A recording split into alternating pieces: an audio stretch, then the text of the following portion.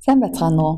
Бид бүгд яг одоо Зан Одрын нэрмжит дүрслэх урлагийн музейн танка урлагийн танхимд байрлах Бурхан багшийн 12 цонгоо бүтээлийн өмнө зогсож байна.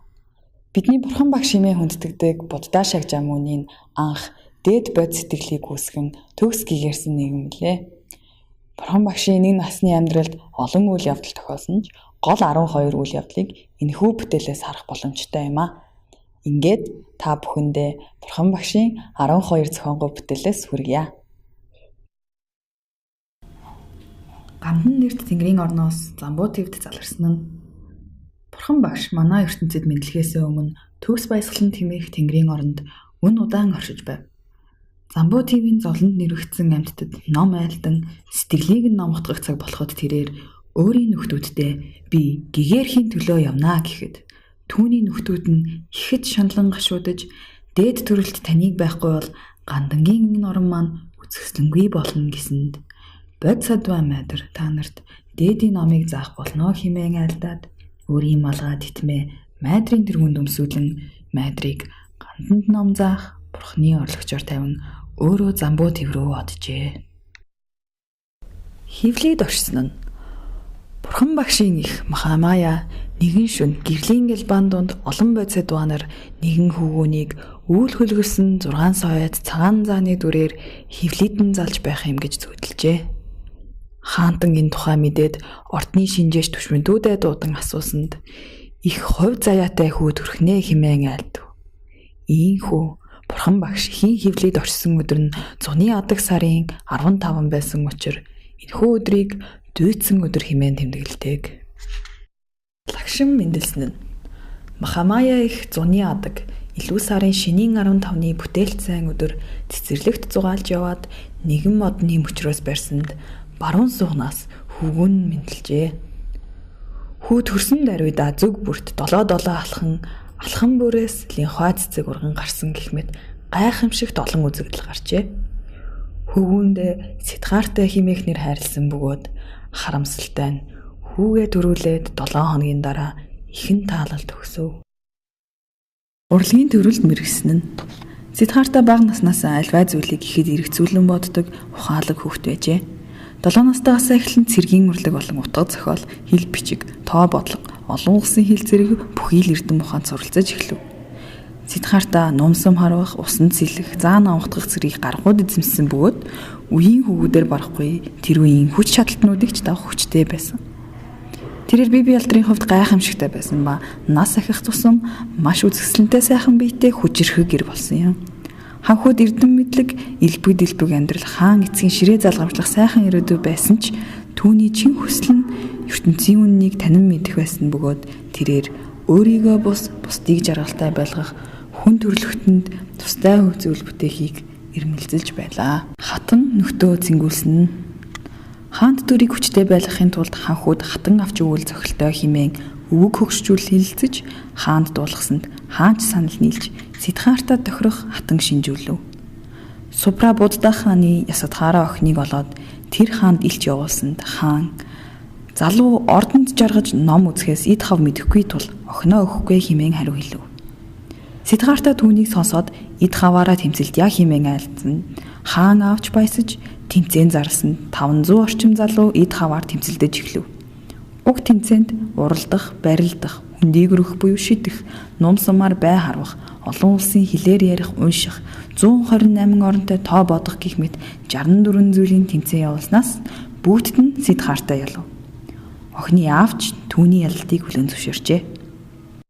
Гэрээ орхин тойн болсон нь Сидхарта 29 нас хүртлээр тансаг амьдралын дунд байсан ч аз жаргалтай байсангүй. Тэрээр хүн төрлөختөнд хэрэгтэй зүйл хийхийг хүсэж байлаа. Нэгэн өдөр хотынхоо өмнөд хаалгаар гарч явтал өтөлсөн, өвдсөн, үхсэн, ариун явдалт хүнийг харан даяан хийж амьдралын үннийг олж мэдэх хэрэгтэйгээ ухаарчээ. Хаан эцэг нь эсэргүүцэж байсан боловч Сидхарта өөрийнх нь эзгүйд эцэг эхнэр ойр дотныхныг нь харж хандах хүмүүс хангалттай олон тул хамаг амьтны тусын тулд жинхэнэ үннийг олж нээх итгэлтэйгээр зөвхөн өмссөн хувцснаас өөр юу ч авалгүй гарсан бөгөөд энэ гайхамшигт үйлсийн хүчинд хүн төрлөختний өв уламжлалын нэгэн болсон агуу их шашин тогтсон юм. хатуу жил эдэлсэн нь Сиддхартаа нэг газараа байсангүй. Хот, тосхон, уулхад, ой модоор хэсүүчлэн олон даянч багш нараар бясалгалын хувьд заалгаж яв. Энэ үед хаан аав нь хүүдээ санаа зовхдоо өдөр бүр хүн явуулж хүүгийнхээ байдал ямар байгааг мэдээг авдаг байв. Тэр үед Сиддхартаг хааны хүү атлаа хүний нутагт ганцаар тэнж яваа тэнүүлч ингэж хүмүүс муучлан ярилцдаг байсныг хаан эцгийн дуулаад хүүдээ үйлчлүүлэхээр 300 хүн, нагад зах нь 200 хүн явуулсан боловч тэдгээр 500 хүнээс дөнгөж 5 хүнийг авч үлдэв. Сиддхарта 6 жил даянчлахдаа хоол хүнсийг твчиж цөөн балга ус, цөөн атга будаагаар аргацааж байсан учраас тэрээр маш их турж хатаж биеийн өнгө нь хүртэл хар болжээ. Түүний хоёр нүд нь ширгэж царай зүгсэн тоос шорон дарагдан харлаж эрүүл мэнд нь муудав. Ингээд хатуу жил төдийгөөр гítэлсэн бурхан болно гэдэг нь бүтэхгүй юм байна гэж бодоод бясалгалаа зогсов. Хатуучлаас ангижрын хоол ундидж бүгд нь харсан 5 даянчир бурхан болно гэсэн зорилгоосоо буцаж игэл амьдрд орлоо гэж үзээд түүнийг орхин одсон гэдэг. Бод модонд залгарсан. Сиддхарта бясалгалд өмсөж өнгөө алдсан хувцас аваа арчиж тэрвэрлээд ховрох хувцас өмсөн ойролцоо хотод очив. Тэнд Сужаата буюу сайн химээх бүсгүйтэй тааран эмэгтэй түүнд 1000 сайн үнэний цэцгийгээр балтай тараг хийж алтан саваар дүүргэн түүнд өгч гинэ. Сиддхарта түүнийг ууснаар хүч өнгө зүс орж Ниранзана мөрний гатлан баруун эрэг дээр нь гарan бод модны зүг явжээ. Бод модны дэргэд очиод зарлан суув. Энэ дэвсгэр дээр миний бие хатсан ч хатаг, арьс мах маань ялзарсан ч ялзраг. Олоход бэх гэгэрлийг олтлоо энэ дэвсгэрээс бие хөдлөхгүй гэж өөртөө тангараг тавив. Шүлмсийг номготгосон. Түүнийг нүгэлт шулмсууд 32 янзын муу зүудээр төвчээр алдагдуулмаар айлхан цочоон аимшигт дүрд хувиран 100,000-аараа нийлэн айлгсан ч харвсан сум нь гүн бясалгалаас сэтгэлийг нь хөдөлгөж чадаагүй учраас цэцэгс болон хувирч газар шороо бод модыг уламж чимэн үзэнж нэмэх мэт. Ийхүү бод сэдва шулмсын аймагуудыг номготгов. Илт гэгэрсэн нь ийхүү шулмын аймгийг дарсны дараа зуны тэргүүн сарын шинийн 15-ны үүрээр бод модны дэргэд гэгэрснээр түүнийг Будда буюу бурхан багш гэж нэрлэх болжээ. Тэр үед их газар маш их хөдөлж ертөнцийн орон нутгад гэгээ гэрэл төглөө. Ингээд бурхан багш гэгэрлийн хутаг олсны дараа 49 хоног хүртэл суудалтаа оршисон гэдэг номдлоо айлцсан нь. Бурхан багш сургаалаа юуны өмнө хүлээж авч чадхаар зохих ёсоор боловсролыг олсон хүмүүст эхэлж айлтах нь зохистой юм хэмээн шийдэж хамт даяан хийж байсан 5 даянчаа ирж хаан тэдж өөрсдийг нь хайж байгааг мэджээ. Бурхан багш залрахад тэд босч ухтан зарим нь дэвсгэр дэвсэж зарим нь хөлийг нь угаах ус бэлтгэх зэргээр бурханыг ихэд хүндэтгэн залсан гэдэг. Ингээд бурхан багш 5 шавдаа сургаалаа айлцсан бөлгөө.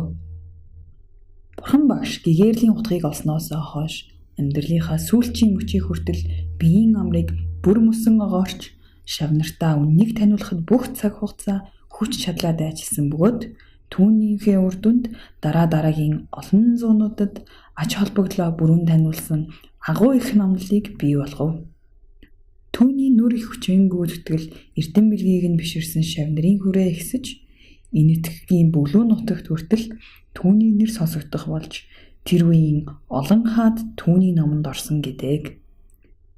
Бурхан багш бол зовлон химээх чихт далайд төөрч зүг чиг алдан явж буй хүмүүсийг нирваны ирэг дээр гаргагч агуу их багш юм. Нирван дүрийг үзүүлсэн нь. Бурхан багш 45 жилийн турш ном сургаалаа алдан 80 нас хүрэхэд түүний үндэслэлсэн шашин хэдийнэ бүрэлдэхүүн тогтсон байв. Нэгэн өдөр ананд химэх шавайдуудан би энэ өдрөөс цааш 3 сарын дараа нирванд одно хэмэв. Ингээд шавнараа дагуулan умард зүгийг чиглэн яваад Кушинагаар химэх тосгоны ойролцоос хадаж салаам модны хооронд ширээ засаж дээр нь залраад шавнырынхаа ирээдүйн сайн сайхан зориулж сүүлчийн айлтгалаа айлдаад баруун тал руугаа эргэн нэвтээд нүдэн ангинан нирванд орсон гэдэг. Ийхүү бурхан багш нирванд орсноос хойш 2500 гаруй жил өнгөрсөн боловч Өнөөдөр түүний үүсгэн байгуулсан шашин дэлхийн олон улсын оронд дэлгэрсэн байна.